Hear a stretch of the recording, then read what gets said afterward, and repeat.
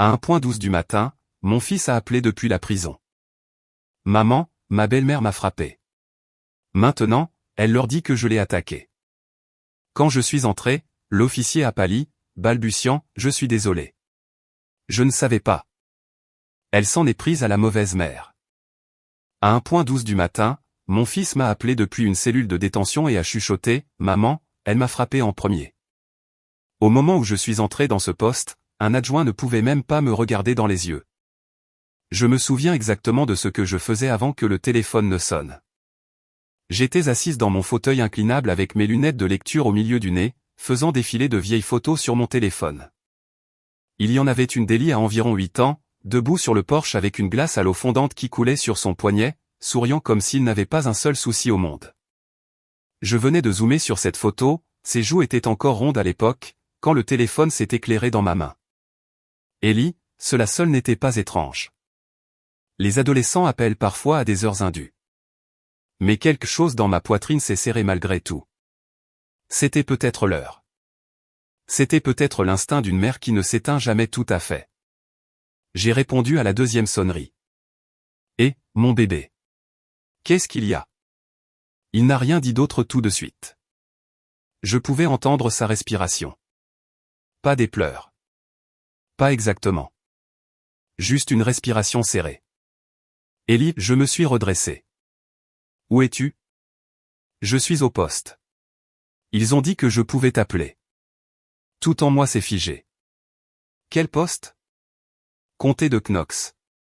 Maman. Elle. Sa voix s'est brisée, puis est descendue plus bas comme s'il ne voulait pas que quelqu'un d'autre entende. Elle m'a frappé en premier. Ma main a serré la coudoir si fort que mes doigts m'ont fait mal. Qui, Daniel? Bien sûr que c'était Daniel. Et maintenant, elle leur dit que je l'ai attaqué, a-t-il dit rapidement.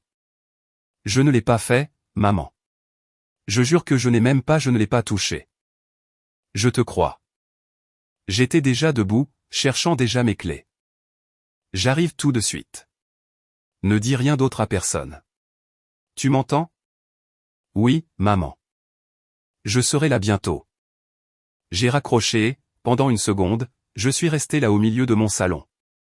Ma maison était trop calme, le bourdonnement du réfrigérateur était plus fort qu'il n'aurait dû l'être. Puis tout m'a frappé d'un coup. J'ai attrapé mon sac à main. Mes clés. Je n'ai même pas changé mon vieux t-shirt et mon pantalon de flanelle. J'ai enfilé la première paire de chaussures que j'ai pu trouver, elle n'était même pas assortie, et je suis sorti. L'air nocturne m'a frappé, chaud et humide, ce genre d'air épais du Tennessee qui colle à la peau. Les grillons étaient bruyants. Assez bruyants pour qu'il semble presque mal que quelque chose de mauvais se produise en même temps. Je suis monté dans mon camion et j'ai conduit. Je ne me souviens pas de la moitié des feux que j'ai passés. Je me souviens juste de mes pensées qui couraient devant moi. Daniel, sa voix douce, sa posture parfaite, la façon dont elle souriait sur les photos comme si elle appartenait à l'un de ses bulletins paroissiaux. Prions pour notre famille pendant cette saison, avait-elle publié la semaine dernière. Un petit cœur jaune à la fin. J'ai serré le volant plus fort. Au moment où je me suis garé au centre pour mineurs du comté de Knox, mes mains tremblaient, mais ma tête était claire. C'est quelque chose que j'ai appris au fil des ans. Vous pouvez avoir peur. Vous pouvez être en colère. Mais quand il s'agit de votre enfant, vous n'avez pas le droit de vous effondrer. Pas encore. Pas avant qu'il ne soit en sécurité. Le bâtiment ressemblait exactement à ce que l'on pourrait attendre. Trop lumineux pour l'heure. Des lumières fluorescentes bourdonnaient au-dessus de ma tête. Un distributeur automatique brillait dans le coin comme s'il avait toutes les réponses si seulement on le nourrissait d'assez de pièces de monnaie. Je me suis approché du bureau. Le jeune adjoint derrière celui-ci a levé les yeux, ne s'attendant manifestement pas à voir quelqu'un comme moi à presque 2 heures du matin. Puis-je vous aider, madame? Mon fils, ai-je dit. Ellie Aaron, il m'a appelé. Il a commencé à taper, puis s'est arrêté. Arlan? Aaron? Il a de nouveau levé les yeux, plissant légèrement le regard. Êtes-vous Sandra Aaron? Sandy? J'ai dit, oui. Quelque chose a changé sur son visage. Pas de façon dramatique, juste assez. Oh. Il s'est raclé la gorge. Oui, madame. Je me souviens de vous. Vous avez aidé ma tante avec des papiers il y a quelques années pour mon cousin. Je l'ai reconnu alors.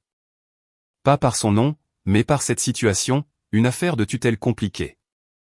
J'avais été bénévole pour un programme local de défense des droits. Vous l'avez sorti d'une mauvaise situation, a-t-il ajouté doucement. J'ai hoché la tête une fois. Est-ce que mon fils va bien? Oui, madame. Il est dans une salle d'attente. Nous devons juste. Il a hésité. Nous devons revoir quelques points. Je ne me suis pas assise. J'aimerais le voir d'abord. Il a bougé sur sa chaise, puis s'est levé. Oui, madame. Par ici. Il ne m'a pas regardé dans les yeux alors qu'il me guidait dans le couloir. La pièce où ils avaient mis Ellie était petite. Une table en métal, 2 chaises, des murs qui avaient vu plus de disputes que d'excuses. Il était assis là, les coudes sur les genoux, fixant le sol, portant cette même chemise bleue à boutons. Je me suis arrêté sur le seuil pendant une demi-seconde. Je connaissais cette chemise. Je l'avais achetée pour lui il y a 2 ans pour une présentation à l'école. Il avait été nerveux, disant qu'il ne voulait pas avoir l'air stupide. Je lui avais dit que cette chemise lui donnait l'air de quelqu'un que les gens écouteraient. Il semblait plus petit dedans maintenant. Ellie. Il a levé les yeux rapidement. Maman. C'est tout ce qu'il a fallu. J'ai traversé la pièce et je l'ai pris dans mes bras avant même qu'il ne puisse se lever complètement. Il s'est accroché à moi fermement, plus fort qu'il ne l'avait fait depuis des années. Je n'ai rien fait, a-t-il dit contre mon épaule. Je sais, ai-je dit. Je sais que tu ne l'as pas fait. Je me suis reculé juste assez pour le regarder. Il y avait une légère rougeur le long de sa mâchoire. Pas dramatique, pas le genre qui attire l'attention sur les photos, mais je l'ai vu. Et sur son poignet, il y avait une marque là aussi, comme si des doigts s'étaient serrés trop fort. Mon estomac s'est noué. Raconte-moi ce qui s'est passé, ai-je dit doucement. Il a dégluti, a regardé derrière moi pendant une seconde comme s'il rejouait la scène. Elle a dit que je manquais de respect. Ce n'était pas le cas. J'ai juste. Je ne lui ai pas répondu assez vite. Il a secoué la tête. Elle s'est mise en colère. Elle m'a giflé. Puis quand j'ai dit « ne me touche pas », elle a commencé à hurler. Et la chose suivante que je sais, c'est qu'elle est au téléphone en train de dire que je l'ai attaquée. J'ai fermé les yeux pendant une seconde. Juste une. Puis je les ai rouverts. D'accord, ai-je dit, nous allons gérer cela. Il a hoché la tête, mais je pouvais voir le doute, la peur que peut-être le monde avait déjà pris une décision à son sujet. Je ne pense pas qu'il me croie, a-t-il dit. Je me suis penché et j'ai pris sa main. Alors nous nous assurons qu'il n'est pas à deviner. Il a fallu encore 30 minutes avant qu'il ne le confie à ma garde. 30 minutes de formulaire, de voix polie disant des choses prudentes, de ce même adjoint évitant mes yeux de plus en plus alors que l'histoire s'installait. À un moment donné, il a marmonné « Je suis désolé ». Je n'avais pas réalisé. Je n'ai pas répondu. Pas encore. Parce que le mot désolé ne répare pas un garçon assis dans une salle d'attente pour quelque chose qu'il n'a pas fait. Quand nous sommes enfin sortis sur le parking, le ciel commençait tout juste à changer. Pas encore de lumière, mais plus tout à fait sombre non plus. Ce moment entre deux. Ellie est montée sur le siège passager, redevenu silencieux. J'ai démarré le moteur, puis je l'ai regardé. Ça va? Il a hoché la tête. Mais je connaissais ce hochement de tête. Cela signifiait « ça ira ». Pas encore. Le trajet vers la maison a été silencieux. À mi-chemin, il a repris la parole. Ce n'est pas la première fois, a-t-il dit. Mes mains se sont serrées sur le volant. Qu'est-ce que tu veux dire? Elle a déjà fait des trucs avant.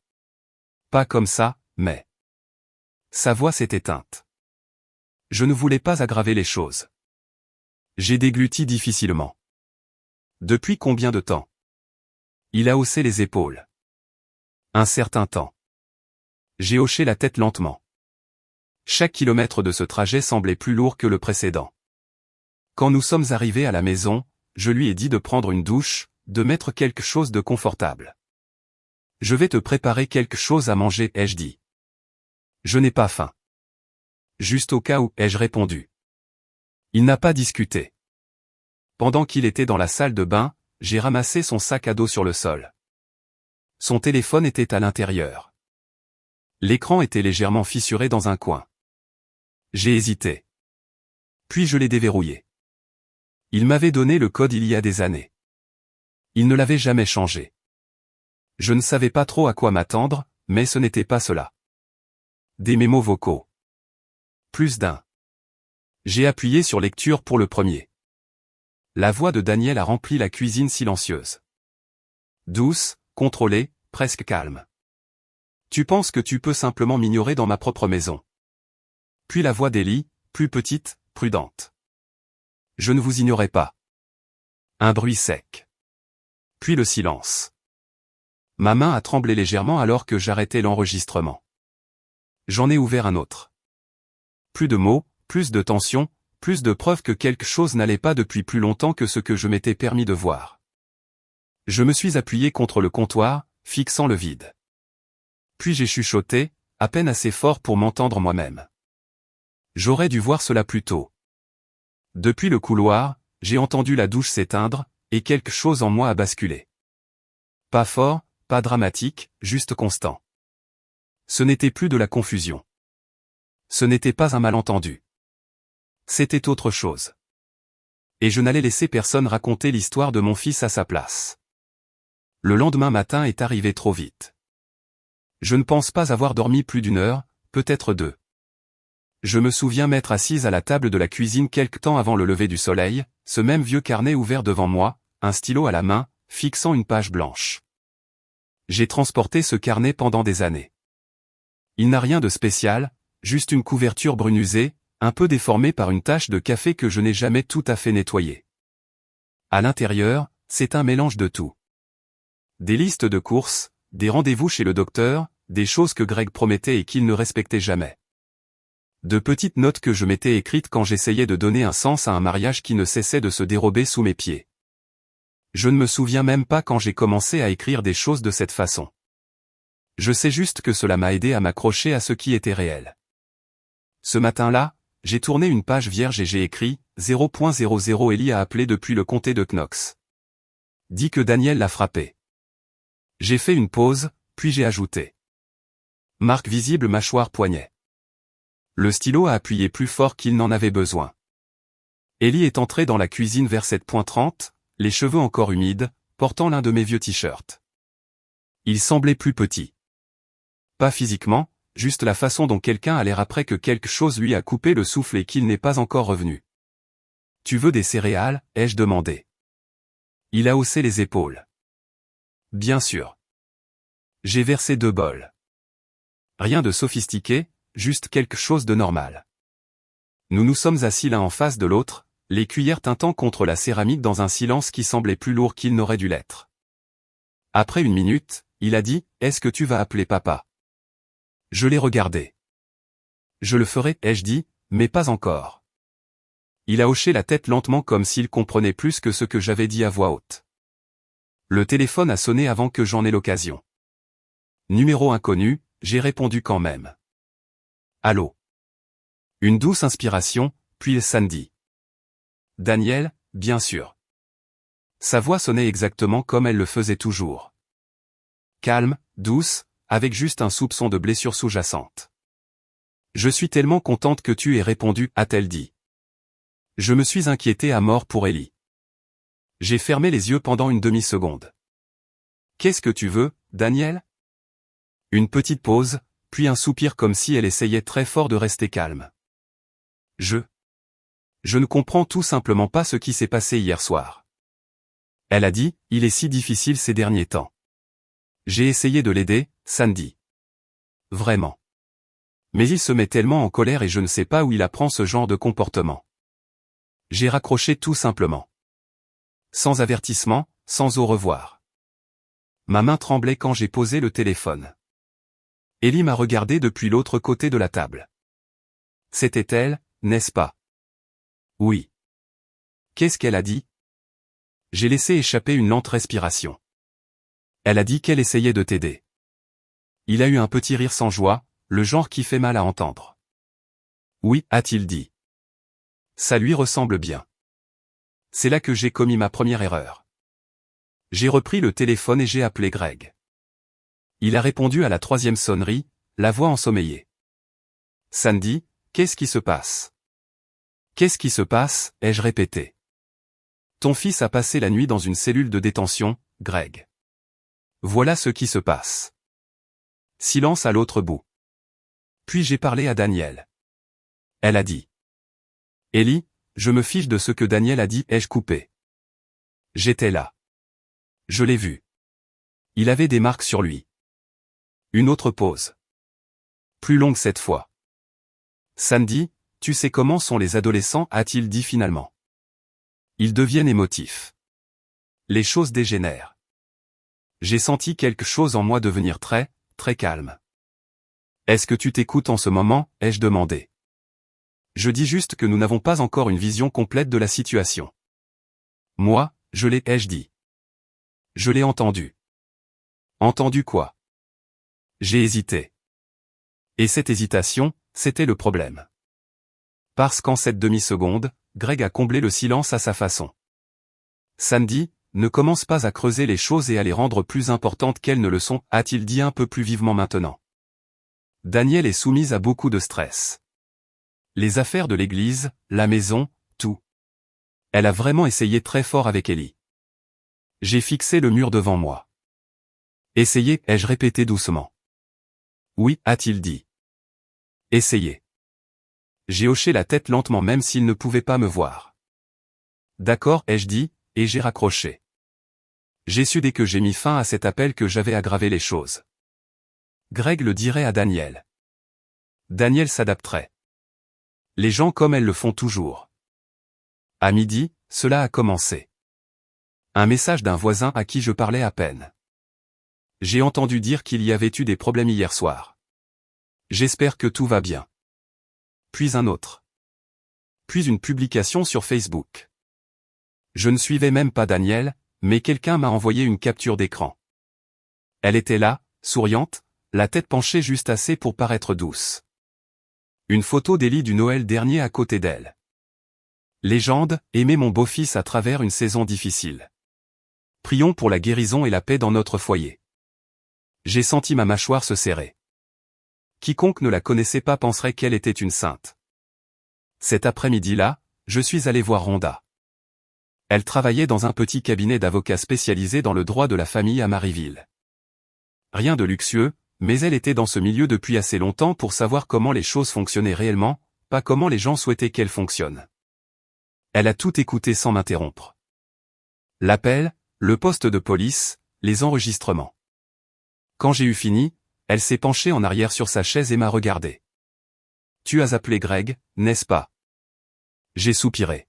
« Oui. » Elle a hoché la tête une fois. « D'accord, c'est à ce point-là. »« Ce n'est pas bon, a-t-elle dit. Mais ce n'est pas non plus la fin du monde. » Je me suis frotté le front. « Qu'est-ce que je fais ?» Elle s'est penchée, a tiré un bloc-notes vers elle, puis l'a poussé dans ma direction. « Tu arrêtes de parler, a-t-elle dit, et tu commences à écrire. » J'ai froncé les sourcils. « Écrire quoi ?» Tout ce qu'elle a dit, les dates, les heures, ce qui a été dit, ce que tu as vu, ce qu'Ellie te dit, ce que tu peux prouver, ce que tu ne peux pas encore prouver. J'ai fixé le bloc-notes. « C'est tout ?» « C'est tout, a-t-elle répondu. Tu ne gagnes pas cela en te disputant avec elle Sandy. Tu gagnes cela en la laissant parler et en t'assurant qu'il y ait une trace quand elle le fait. Sur le chemin du retour, je me suis arrêté à Walmart. Je suis resté dans le rayon des fournitures de bureau plus longtemps que nécessaire probablement. Des classeurs, des onglets, des stylos. Cela semblait presque ridicule, comme si je me préparais pour un projet scolaire au lieu de ce que c'était. Mais ensuite, j'ai pensé à Ellie assis dans cette pièce. À la façon dont il avait dit, je ne pense pas qu'il me croie. Et j'ai attrapé un classeur bleu à 3 anneaux. Puis un paquet de séparateurs. Puis un jeu de stylos noirs. À la caisse, la caissière m'a souri. « Gros projet ?» a-t-elle demandé. J'ai rendu un petit sourire. Quelque chose comme ça. Cette nuit-là, après qu'Ellie soit allée se coucher, je me suis de nouveau assise à la table de la cuisine, le classeur ouvert, mon vieux carnet à côté. J'ai commencé à transférer les choses, à organiser, à étiqueter, en essayant de donner un sens à des pièces qui ne voulaient pas s'emboîter. Reçu, date, note, et puis autre chose. Au milieu d'une pile de relevés bancaires imprimés que Greg m'avait envoyés par courrier électronique il y a des mois. Quelque chose que j'avais à peine regardé à l'époque. Je l'ai vu. Un débit. Pas énorme. Pas assez pour donner l'alerte à lui seul, mais déplacé. Une boutique de bijoux de luxe à Knoxville. J'ai feuilleté quelques pages en arrière. C'était là encore. Et encore, tout cela au moment où Ellie avait mentionné que les choses s'aggravaient. Mon estomac s'est serré. Ce n'était pas une preuve. Pas encore, mais c'était quelque chose. Et quelque chose suffisait pour commencer. Je me suis penché en arrière sur ma chaise et j'ai regardé le classeur, puis le carnet, puis mes mains. Je n'étais pas avocate. Je n'étais pas détective. J'étais une gestionnaire de bureau de 49 ans qui savait comment faire le suivi des choses. Et soudain, cela semblait être exactement ce dont cette situation avait besoin. Depuis le couloir, j'ai entendu Ellie bouger dans sa chambre. Une planche du parquet a craqué. J'ai fermé le classeur lentement, j'ai pris mon stylo et j'ai écrit une ligne de plus au bas de la page. Daniel parle beaucoup. Laissons-la faire. Cette nuit-là, Ellie n'est pas allée se coucher tout de suite. Je pouvais l'entendre bouger dans sa chambre, des tiroirs qui s'ouvraient et se fermaient, des bruits de pas, faisant les 100 pas, puis s'arrêtant. Le genre de mouvement qui ne signifie pas de l'activité. Cela signifie que votre esprit ne vous laisse pas rester tranquille. Vers minuit, je me suis versé un verre d'eau et je l'ai trouvé dans la cuisine. Il se tenait là dans la pénombre, fixant le réfrigérateur comme s'il avait oublié ce qu'il était venu chercher. « Ça va ?» ai-je demandé. Il a hoché la tête, puis a secoué la tête. « Je ne sais pas » a-t-il dit. Je me suis approché, j'ai attrapé une boîte de céréales et je l'ai posée sur le comptoir. « Assieds-toi » lui ai-je dit. Il l'a fait. Nous avons versé 2 bols et nous nous sommes assis l'un en face de l'autre à nouveau, comme ce matin-là. L'horloge du micro-ondes indiquait 0.17. C'est drôle comme une journée peut rapidement donner l'impression de tourner en boucle. Après quelques bouchées, il a dit doucement « Et si les gens pensent que je mens ?» Je n'ai pas répondu tout de suite. J'ai laissé la question flotter entre nous pendant une seconde. Puis j'ai dit « Alors nous nous assurons qu'il n'est pas à deviner. » Il m'a regardé. Pas totalement convaincu, mais à l'écoute. C'est ce que nous faisons maintenant, ai-je ajouté. Nous ne crions pas. Nous ne courons après personne. Nous faisons simplement les choses correctement. Il a hoché la tête lentement. D'accord. Les jours suivants se sont installés dans quelque chose qui ressemblait presque à une routine. Pas une bonne routine, pas une normale, mais un rythme. J'allais au travail, je rentrais à la maison, je m'asseyais à la table, j'ouvrais le classeur, j'écrivais des choses. Ellie restait proche, plus silencieux que d'habitude. Il passait plus de temps dans sa chambre, la porte entr'ouverte comme s'il ne voulait pas être trop seul. De temps en temps, il sortait et disait quelque chose d'insignifiant. Elle a dit à papa que j'avais cassé cette lampe. Je ne l'ai pas fait. Ou ce bleu qu'elle leur a montré. Elle se l'est fait en se cognant contre le comptoir. Je l'ai vu. J'ai tout noté. Date, heure, détail. Je n'ai pas beaucoup réagi, pas à voix haute. À l'intérieur, pourtant, cela s'accumulait.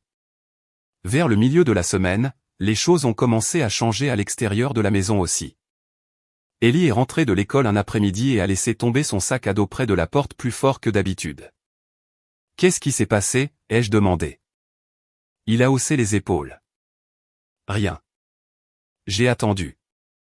Il est resté là une seconde, puis a dit « Les gens parlent. » Ma poitrine s'est serrée. Qu'est-ce qu'ils disent? Que j'ai, tu sais, que je m'en suis pris à elle. Il a eu un bref rire. Un gamin m'a demandé si j'avais des problèmes de gestion de la colère maintenant. J'ai senti ma mâchoire se crisper. Qui leur a dit cela? Il n'a pas répondu. Il n'avait pas besoin de le faire. Cette nuit-là, je suis resté assise à la table plus longtemps que d'habitude. Le classeur ouvert devant moi, mon carnet à côté. J'ai feuilleté les pages lentement. Reçu, note, date. Essayez de relier les pièces sans les forcer. C'est quelque chose que l'on apprend avec le temps aussi. On ne peut pas bousculer une histoire juste parce qu'on veut qu'elle ait du sens. Il faut la laisser se révéler d'elle-même. Et puis le téléphone a vibré. Un message de Paul Agent. Tu as une minute? Je n'avais pas eu de ses nouvelles depuis un moment. La sœur aînée de Greg, la seule personne dans cette famille qui n'avait jamais vraiment cru au numéro de Daniel. Je l'ai appelée. Elle a répondu à la première sonnerie. Sandy. Salut. Il y a eu une pause. J'ai entendu parler pour Ellie, a-t-elle dit. Oui. Une autre pause. Cela t'ennuie si je passe demain? Bien sûr que non. Elle est arrivée l'après-midi suivant dans son vieux véhicule utilitaire sport de couleur argent, celui qui donnait toujours l'impression qu'il allait tomber en panne mais qui ne le faisait jamais tout à fait. Elle est entrée sans grande cérémonie, a regardé autour de la cuisine, puis m'a regardé. Tu as l'air fatigué, a-t-elle dit. Je me sens à peu près de la même façon. Elle a hoché la tête. Puis elle a fouillé dans son sac. J'ai apporté quelque chose, a-t-elle dit. Elle a sorti son téléphone et l'a posé sur la table. Il y a une vidéo là-dessus, a-t-elle ajouté. D'il y a quelques semaines. J'ai froncé les sourcils. De quoi? Regarde, c'est tout. J'ai appuyé sur lecture. C'était tremblant au début. Des images de caméra de bord. L'angle était un peu décalé. Puis cela s'est stabilisé. Et c'était là, le devant de la maison de Greg. Ellie debout près de l'allée. Daniel à quelques mètres de lui. J'ai monté le volume. Tu n'as pas à me parler comme ça, disait Daniel, sa voix plus aiguë que je ne l'avais jamais entendue en personne. Je n'ai rien dit, a répondu Ellie. Ne me mens pas. Je ne. Ne me mens pas. Il y a eu une pause. Puis, si tu continues comme ça, a-t-elle dit, plus bas maintenant, tu ne vas pas aimer comment cela se termine. Ellie n'a pas répondu. Il est juste resté là et en arrière-plan, à peine visible près du garage, se trouvait Greg, regardant, n'intervenant pas, ne disant pas un mot. J'ai arrêté la vidéo. La pièce semblait plus petite. C'était quand, ai-je demandé. Il y a 2 semaines, a dit Paul Agent. Je passais par là. Je n'y ai pas beaucoup réfléchi à l'époque. Je pensais juste qu'elle faisait son cinéma habituel. J'ai hoché la tête lentement. Cela aide, ai-je dit. C'est vrai, a-t-elle convenu. Cette nuit-là, j'ai ajouté une autre section au classeur. Témoin vidéo. J'ai glissé une capture d'écran imprimée de la séquence dans une pochette en plastique. Puis je me suis assise et je l'ai fixée. Greg à l'arrière-plan ne faisant rien. Je ne sais pas pourquoi cette partie m'a frappé plus fort que le reste. Peut-être parce que ce n'était pas bruyant. Ce n'était pas dramatique. C'était juste une absence. Quelques jours plus tard, j'ai reçu un autre appel. Cette fois de Marsha. Elle avait examiné certains des documents financiers que Rhonda lui avait envoyés. Tu as une minute, a-t-elle demandé. Oui. Je pense que Daniel a déplacé de l'argent, a-t-elle dit. Je me suis penché en avant. Quel genre d'argent? Rien de massif, a répondu Marsha. Mais assez pour qu'on le remarque si on y prête attention. De petits transferts, des achats personnels qui ne correspondent pas à ce que Greg pense qu'il se passe. J'ai pensé aux frais de bijouterie, au moment choisi, au pourquoi. Il pourrait y avoir beaucoup de raisons, a-t-elle dit. Mais si elle prévoit de pousser Ellie hors de cette maison, le contrôle financier en ferait partie. J'ai expiré lentement. Donc, ce n'était pas seulement une question de contrôle. C'était une question de positionnement. Cette nuit-là, je me suis assise dans mon camion sur le parking de Food City. Je n'avais même pas réalisé que j'avais conduit jusque-là avant de lever les yeux et de voir l'enseigne. Mes mains étaient encore sur le volant. Le classeur était sur le siège passager.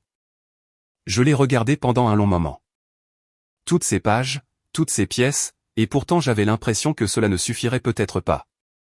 J'ai senti quelque chose dans ma poitrine se serrer, puis se briser. Je me suis penché en avant, j'ai posé mon front contre le volant et je me suis laissé pleurer. Pas fort, juste assez pour évacuer car je ne pouvais pas faire cela devant Ellie. Quand je suis rentré, la maison était calme. La porte d'Ellie était ouverte. Il était allongé sur son lit, fixant le plafond.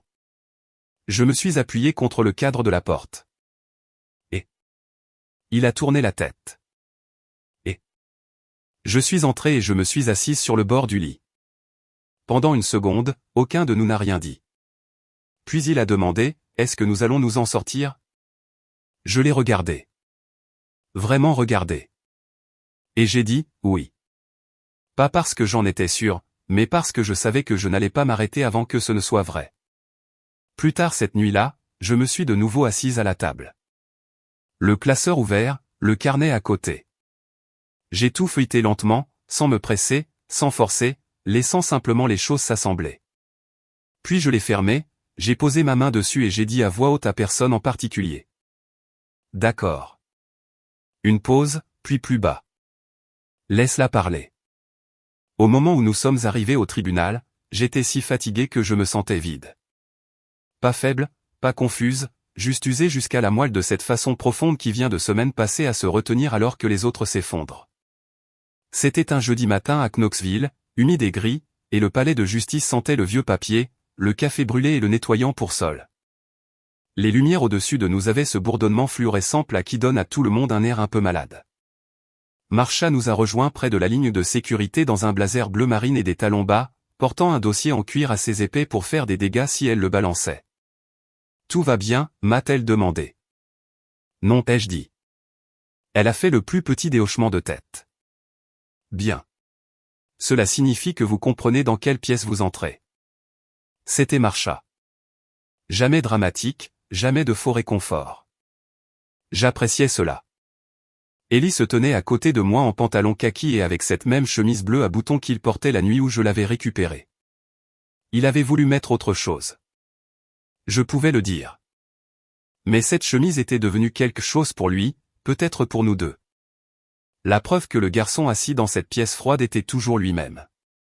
Toujours digne d'être vu clairement. « Ça va ?» lui ai-je demandé. Il a regardé vers les portes de la salle d'audience et a dégluti. « Je pense que oui. »« Tu n'as pas besoin d'être courageux » ai-je dit doucement. « Tu as juste à dire la vérité. » Il a hoché la tête. De l'autre côté du couloir, Danielle est arrivée pile à l'heure. Bien sûr.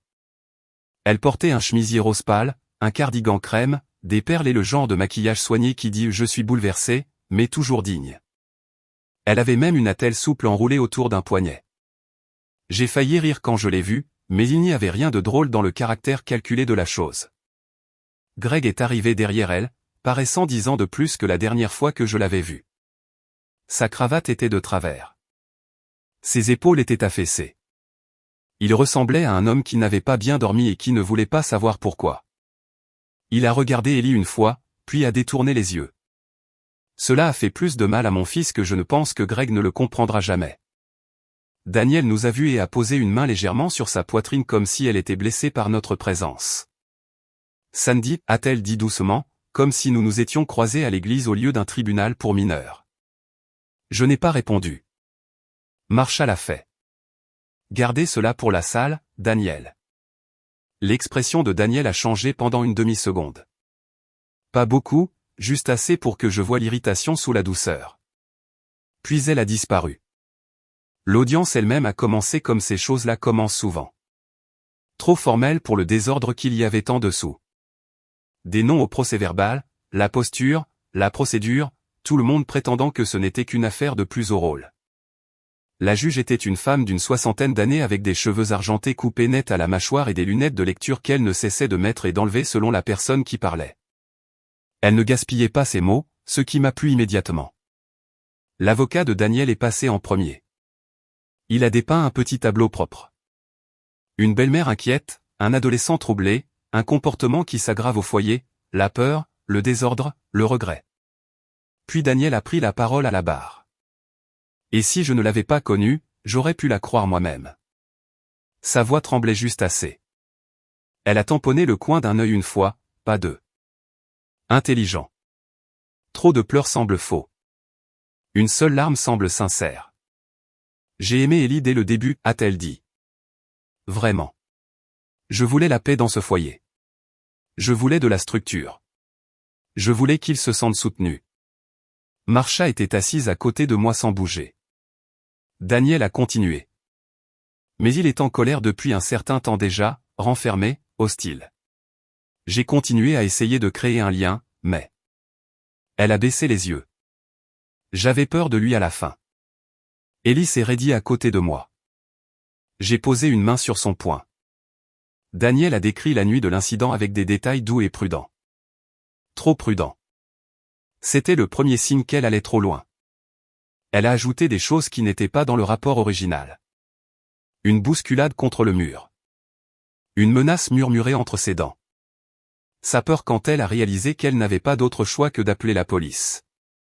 Marsha a pris une seule note sur son bloc-notes jaune. C'était tout. J'ai regardé en bas et j'ai lu ce qu'elle avait écrit.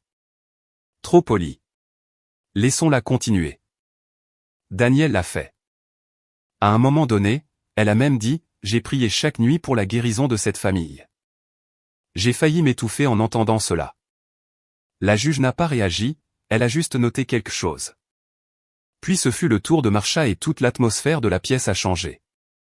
Il n'y avait rien de bruyant dans sa façon de se lever. Rien de tape à accent grave l'œil. Elle s'est avancée vers le devant avec ce même dossier, l'a posé et a regardé Daniel comme si elle allait lui demander quel temps il faisait. Madame Aron, a-t-elle dit, vous avez témoigné que le matin suivant cette agression présumée, vous souffriez trop pour conduire. Est-ce exact? Daniel a hoché la tête. Oui. Marsha a tourné une page. Et que votre blessure au poignet vous a empêché de quitter le domicile? Oui. Marsha a hoché la tête une fois. Très bien. Elle a brandi un document. Pouvez-vous expliquer alors pourquoi votre carte de débit a été utilisée à 10.14 ce matin-là à la boutique Tiffany Hill dans l'ouest de Knoxville? Daniel a cligné des yeux. Juste une fois. Son avocat s'est penché en avant. Il y a peut-être une explication à cela, a-t-il dit rapidement. Je demande si elle en a une, a répondu Marsha. Daniel a bougé sur son siège. Quelqu'un d'autre a pu utiliser ma carte. Marsha a encore hoché la tête. Possible. Et votre téléphone portable aurait pu également être avec cette personne. Daniel a hésité. Je suppose. Marsha s'est approchée. Et votre voiture? Pas de réponse. La pièce est devenue très silencieuse. Marsha a exposé la pièce suivante. Puis la suivante. Des données de localisation de téléphone plaçant Daniel à l'autre bout de la ville. Un enregistrement d'achat de la boutique. Un reçu horodaté d'un café 5 minutes plus tard. Puis des factures d'entrepreneurs de la même semaine montrant que les dommages domestiques qu'elle avait reprochés à Ellie avaient en fait été documentés avant même qu'il ne rentre de l'école ce jour-là. Le visage de Daniel avait commencé à changer à ce moment-là. La douceur avait disparu. Pas d'un seul coup, juste par petites fissures. Marsha ne s'est pas précipitée. C'était la beauté de la chose. Elle a posé des questions sur le bleu que Daniel prétendait provenir d'Ellie lui saisissant le bras, puis a présenté une photo datée de 2 jours plus tôt où le même bleu était légèrement visible sur une photo de groupe de bénévoles de l'église. L'avocat de Daniel a objecté. La juge l'a débouté. Je pouvais entendre quelqu'un bouger au dernier rang. Une chaise a craqué. Quelqu'un a toussé. Et pourtant Marsha continuait. Madame Harland, a-t-elle dit, avez-vous ou n'avez-vous pas dit à ce tribunal que le fils de ma cliente était devenu violent ces dernières semaines? Oui, a dit Daniel, mais moins avec assurance maintenant. Très bien, parlons d'il y a 2 semaines. Elle a remis à l'huissier une capture d'écran de la vidéo de la caméra de bord de Paul Agent. J'ai vu Greg se pencher en avant même qu'il ne s'en rende compte. Marsha a appuyé sur lecture. La propre voix de Daniel a rempli la salle d'audience. Tranchante, menaçante. Rien de sain là-dedans. Si tu continues comme ça, tu ne vas pas aimer comment cela se termine. Puis l'angle de la vidéo s'est élargi suffisamment pour montrer Greg en arrière-plan en train de regarder. Mon cœur a de nouveau eu mal pour Ellie. Greg a pâli. Réellement pâli. Je l'ai regardé et j'ai vu le moment exact où il a compris qu'il ne s'agissait plus d'un malentendu familial compliqué. C'était un schéma et il s'était tenu au milieu en prétendant ne pas voir. L'avocat de Daniel a tenté de se rattraper. Une frustration verbale ne prouve pas une agression physique, a-t-il dit. Non, a répondu Marsha, mais cela mine la fiction selon laquelle le fils de ma cliente était la seule source d'hostilité dans cette maison. Puis elle a porté le coup fatal. Madame Harland, a-t-elle dit, teniez-vous des registres écrits du comportement d'Ellie? Daniel s'est redressé un peu, heureuse d'avoir quelque chose de préparé. Oui, a-t-elle dit. Je le faisais. Son avocat a remis un carnet. Il y avait des onglets. Des dates. Des entrées soignées. Trop soignées. Mon estomac s'est noué pendant une seconde. Puis j'ai vu le visage de Marsha. Calme, intéressé, presque gentil. Elle a feuilleté les pages lentement. Ceci est votre journal. Oui. Vous avez écrit ces entrées au cours de la dernière année. Je l'ai fait. Marsha a tourné une autre page. Chacune d'entre elles? Oui.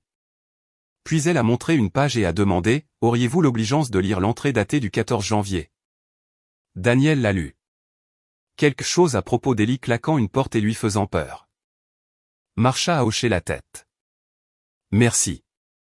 Maintenant, pouvez-vous expliquer pourquoi la formulation de cette entrée est presque identique à un brouillon de courrier électronique récupéré dans les fichiers de sauvegarde automatique de votre ordinateur portable? Daniel s'est figé.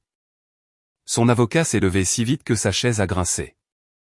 La juge a regardé par-dessus ses lunettes. Rasseyez-vous, à moins que vous n'ayez une base légale. Il s'est assis. Marsha a continué, notre examen médico-légal des dossiers de l'ordinateur familial montre de multiples documents de brouillon contenant des déclarations recopiées plus tard dans ce journal manuscrit.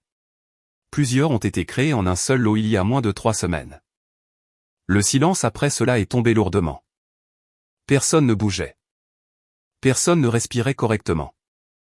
Greg s'est tourné et a regardé Daniel comme s'il ne l'avait jamais vu auparavant. Ce qu'il a dit à voix basse était à peine audible. Mais dans cette pièce, cela aurait tout aussi bien pu être un cri. Daniel a essayé de parler. Ce n'est pas je réécrivais des notes.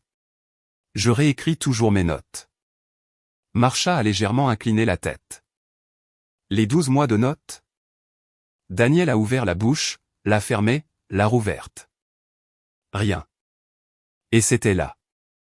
Pas la grande confession de cinéma, pas l'effondrement dramatique. Quelque chose de mieux. La vérité siégeant au milieu de la pièce pendant que le mensonge mourait lentement autour d'elle. La juge a retiré ses lunettes et a regardé directement Daniel. Madame Harland, a-t-elle dit très calmement. Ce tribunal a de sérieuses inquiétudes concernant votre crédibilité, vos déclarations antérieures et l'effort apparent pour fabriquer de la documentation après les faits. Le visage de Daniel s'est vidé de son sang. La juge a tourné une page, puis a continué. Sur la base des preuves présentées ici aujourd'hui, la garde temporaire est confiée à la mère de l'enfant, avec effet immédiat. La demande de protection d'urgence est rejetée. Le tribunal renvoie également certaines parties de cette affaire pour un examen plus approfondi concernant de fausses déclarations faites à l'appui de dépôts antérieurs. Pas de voix haute, pas de discours, juste des conséquences. Daniel s'est alors mis à pleurer. Vrai ou faux, je ne pouvais plus le dire. Son avocat a posé une main sur son bras. Greg ne l'a pas fait. Il avait l'air anéanti. Ellie était assis à côté de moi, très immobile. J'ai cherché sa main. Il a saisi la mienne si fort que cela m'a presque fait mal. J'ai serré en retour et chuchoté, c'est fini. Il a regardé droit devant lui, les yeux humides, et a hoché la tête une fois. Dans le couloir après coup, les gens bougeaient autour de nous de cette façon étrange propre aux tribunaux, vite mais silencieusement, comme si tout le monde essayait de ne pas s'en mêler dans la catastrophe de quelqu'un d'autre. Paul Agent est apparu au coin de la rue portant une boîte de pâtisserie blanche. Je ne savais pas si c'était approprié, a-t-elle dit en pleurant déjà. Mais maman en apportait quand Greg avait de bonnes notes, et j'ai pensé, eh bien, Sandy, ma chérie, tu mérites toute la boîte. J'ai ri alors, vraiment ri. Le premier vrai rire depuis des semaines. Des viennoiseries de la victoire, ai-je demandé. Elle a hoché la tête, essuyant ses yeux. C'est la seule chose à laquelle j'ai pu penser. Puis Greg est apparu. Pas de nulle part, juste soudainement là.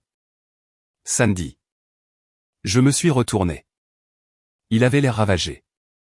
Sa cravate était desserrée maintenant, le col de sa chemise ouvert, comme si la journée l'avait décousu. Je ne savais pas, a-t-il dit. J'ai cru cette partie. Et cela m'a rendu plus en colère, pas moins. C'est bien le problème, lui ai-je dit. Tu n'as pas regardé. Il a tressailli comme si je l'avais giflé. Puis il a jeté un coup d'œil à Ellie. Ellie s'est rapprochée de moi. Juste un demi-pas. Mais Greg l'a vu. Je l'ai vu le voir. Et je pense que cela lui a fait plus de mal que tout ce que la juge avait dit. Tu ne m'as pas perdu aujourd'hui, Greg, ai-je dit doucement. Tu l'as perdu lui, petit à petit, et tu es resté là pendant que cela arrivait. Il a commencé à dire quelque chose. C'est arrêté. Il n'y avait plus rien à dire, alors je me suis détourné. Paul Agent a tendu la boîte de pâtisserie à Ellie comme si c'était quelque chose de sacré, et nous sommes sortis tous les trois ensemble. La première nuit où Ellie a de nouveau dormi dans ma maison, il a laissé sa porte ouverte. Pas grande ouverte, juste assez. Une fente de lumière provenant du couloir s'étirait sur son sol comme une ligne qu'il ne voulait pas franchir seul. Je l'ai remarqué quand je me suis levé vers 2:00 du matin pour boire un verre d'eau. Je suis resté là une seconde à regarder cette lueur de lumière et quelque chose dans ma poitrine s'est serré. Pas le genre de douleur aiguë, mais le genre qui s'installe et reste un certain temps. Je n'en ai pas parlé le lendemain. Certaines choses ne se réparent pas en les montrant du doigt. On reste juste à côté. La vie n'est pas soudainement devenue facile après le tribunal. J'aurais aimé que ce soit le cas. Mais la vérité est que, quand quelque chose comme cela arrive, quand la confiance est déformée de la sorte, elle ne reprend pas sa forme du jour au lendemain. Ellie sursautait pour de petites choses. Une porte qui se fermait trop fort. Une voix qui s'élevait de l'autre côté de la rue. Il a commencé à laisser son téléphone sur sa table de nuit, le volume au maximum, comme s'il avait besoin d'être joignable à tout moment. Je n'ai pas insisté. Je me suis juste assuré d'être là. Quelques jours plus tard, nous sommes allés chez Loès. Ce n'était pas un grand moment. Cela n'en donnait pas l'impression à l'époque. Nous avions juste besoin de peinture. Ellie avait mentionné presque en passant qu'il avait toujours aimé cette nuance de bleu qu'il avait quand il était petit, celle avec juste un soupçon de gris dedans. Calme, tranquille. Nous sommes donc restés là, dans le rayon peinture, à regarder ces minuscules échantillons carrés comme s'ils avaient plus de poids qu'ils ne le devraient. Celui-ci, ai-je demandé en brandissant un. Il a incliné la tête. Peut-être un peu plus foncé. J'en ai attrapé un autre. Il a hoché la tête. Oui, c'est ça. Nous n'avons parlé de rien d'important pendant le trajet du retour. Juste du trafic, d'un type qui avait coupé la route à quelqu'un, de si nous avions besoin de lait. Mais quand nous sommes rentrés et que nous avons commencé à poser du ruban adhésif sur les bords de ces murs, j'ai entendu quelque chose que je n'avais pas entendu depuis longtemps. Il a ri. Pas fort, juste normalement. Et je me suis accroché à ce son comme s'il était primordial, car il l'était. Greg a envoyé une lettre. Pas un message, pas un appel. Une lettre.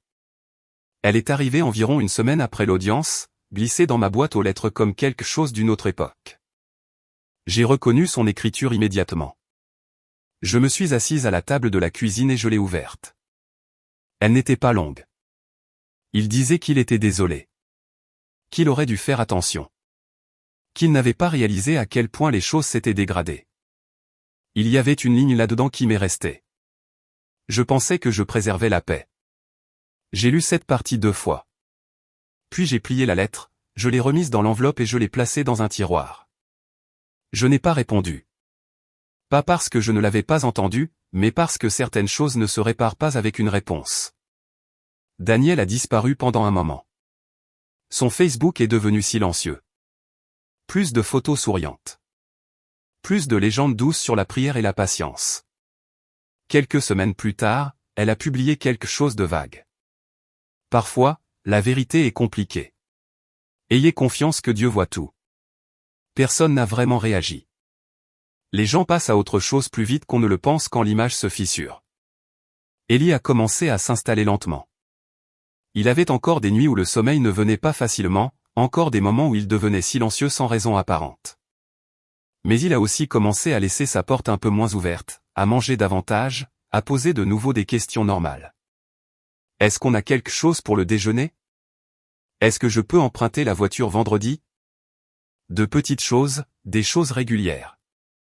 Un soir, nous étions assis sur le canapé, une vieille émission passait en arrière-plan. Aucun de nous ne regardait vraiment. Il s'est penché en arrière et a dit, « C'est bizarre. » Quoi donc? De ne pas avoir l'impression de devoir surveiller tout ce que je dis. J'ai hoché la tête. Oui, ai-je dit. Il faut un moment pour s'habituer à cela. Il a été silencieux pendant une seconde. Puis il a dit, « Merci d'être venu cette nuit-là. » Je l'ai regardé. Je viendrai toujours, ai-je dit. Il a hoché la tête comme s'il me croyait. Cela comptait plus que tout ce qui s'était passé dans cette salle d'audience. Je garde toujours le classeur. Il est sur une étagère dans mon placard maintenant, à côté de ce vieux carnet. Je ne l'ouvre plus beaucoup. Je n'en ai pas besoin. Il a fait ce qu'il devait faire. Il n'a détruit personne. Il n'a pas fait de scène. Il a juste veillé à ce que la vérité ait un endroit où se tenir. S'il y a une chose que j'ai apprise de tout cela, c'est celle-ci. On ne gagne pas toujours en étant plus bruyant. Parfois, on gagne en étant constant, en écrivant les choses, en prêtant attention, en refusant de laisser quelqu'un d'autre dire à votre enfant qui il est. Si vous avez déjà dû rester assis tranquillement pendant que quelqu'un déformait la vérité, j'espère que vous savez que vous n'êtes pas seul. Et si cette histoire a signifié quelque chose pour vous, restez avec moi. Il y a encore plus à raconter.